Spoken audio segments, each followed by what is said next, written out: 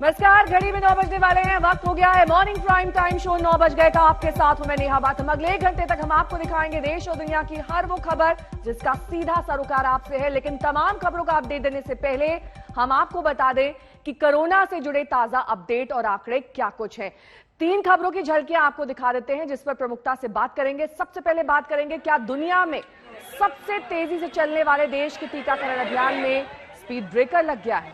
हम कोरोना से जंग में वाराणसी मॉडल की भी बात करेंगे और साथ ही कोरोना की तबाही झेलने वाला शहर अब पटरी पर आने लगा है।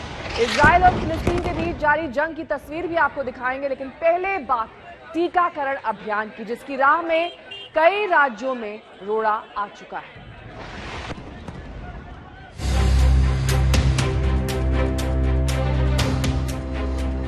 बाहर खड़े थे 8:15 बजे से, अभी तक हमारा नंबर नहीं आया है।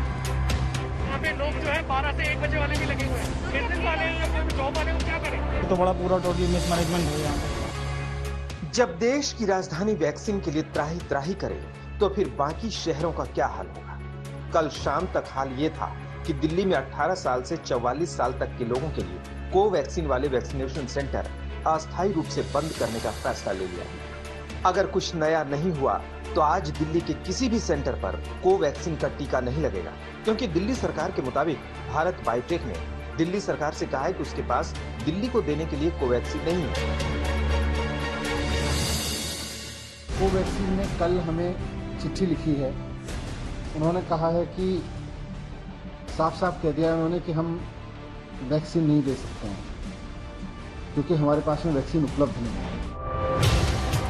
आम आदमी पार्टी के मुताबिक 18 से 44 आयु वर्ग के लिए एक भी दिन की कोवैक्सीन नहीं है, जबकि कोविशील्ड का स्टॉक भी सिर्फ 9 दिन का बचा है। 2,67,690 कोविशील्ड की डोजेस 18 से 44 साल के एज ग्रुप के लिए दिल्ली को मिली है। तो इसके साथ अभी तक जो टोटल स्टॉक वैक्सीन का दिल्ली को मिला है for the age group of 18 to 44 वो पहुंच गया है 8,17,000 पे, जिसमें से 3,82,000 3,82,000 यूज हो चुका है और 4,35,000 अगले कुछ दिनों की वैक्सीनेशन के लिए बचा हुआ है। हालांकि दिल्ली के इस वैक्सीन संकट के लिए बीजेपी दिल्ली सरकार पर ही निशाना साध रही है। मतलब आपने हमें कहा कि आपने 26 तारीख से प्लान किया, मन बनाया और उसके बाद आपने चिट्ठी लिखी 7 मई को, जवाब मिला 11 मई को और चिट्ठी भी 7 मई को क्या लिखा, हमारा इंटरेस्ट है, हमारे मन में इच्छा है कि हम खरीदें।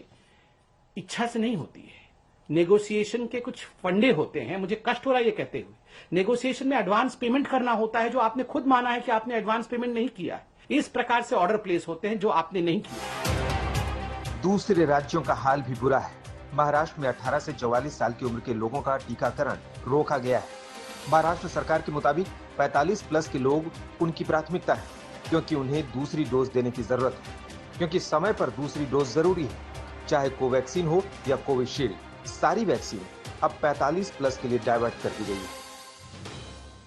हमने ये निर्णय लिया है कि जो टीके महाराष्ट्र सरकार ने 18 से 44 उम्र के लोगों के लिए खरीदी किए थे, परचेज किए थे, उसमें से पूरी की पूरी मात्रा, वो कोविशील्ड की हो या कोवैक्सीन की हो, वो हम 45 इयर्स के जो राष्ट्रीय टीकाकरण जो भारत सरकार की जिम्मेदारी का काम है उसकी तरफ हम ट्रांसफर कर रहे हैं। उधर राजस्थान की राजधानी जयपुर का हाल भी बुरा है। जयपुर में कल वैक्सीन खत्म होने से टीकाकरण बंद करना पड़ा। अगर आज वैक्सीन नहीं आई तो जयपुर में वैक्सीनेशन नहीं होगा। वैक्सीन को लेकर मची इस हाहाकार और विपक्ष के हमलों के बीच केंद्रीय स्वास्थ्य मंत्री डॉक्टर हर्षवर्धन का कहना है कि भारत में टीकाकरण की प्रक्रिया दुनिया में सबसे तेज है। ये 17 करोड़ से ऊपर डोजेस देने की जो प्रक्रिया है भारत में, ये आज भी वैक्सीनेशन ड्राइव के रूप में दुनिया की ये फास्टेस्ट जो है प्रक्रिया है। यूनाइटेड स्टेट्स ऑफ अमेरिका और चाइना के बाद शायद हमारा जो डोजेस हमने दिए हैं ये तीसरे नंबर पर हाईएस्ट नंबर ऑफ डोजेस हैं। देश में टीकाकरण पर मचा बवाल सर्वोच्च अदालत के संज्ञान में भी है। सुप्रीम कोर्ट में केंद्र सरकार की तरफ से दाखिल हलफनामे में कहा गया है कि मई में सरकार को कुल 8.5 करोड़ खुराकें मिलने की उम्मीद है। इनमें से 50% आपूर्ति केंद्र सरकार अपने पास रखेगी। बाकी बची आपूर्ति में से आधी राज्यों को और आधी निजी क्षेत्र के अस्पतालों को जाएगी। यानी मई में 18 से 44 वर्ष आयु वाले लोगों को लगाने के लिए राज्य सरकारों को सिर्फ 2 करोड़ डोज मिलेंगी।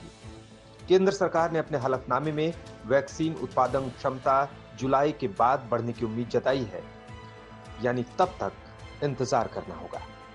आज तक ब्यूरो।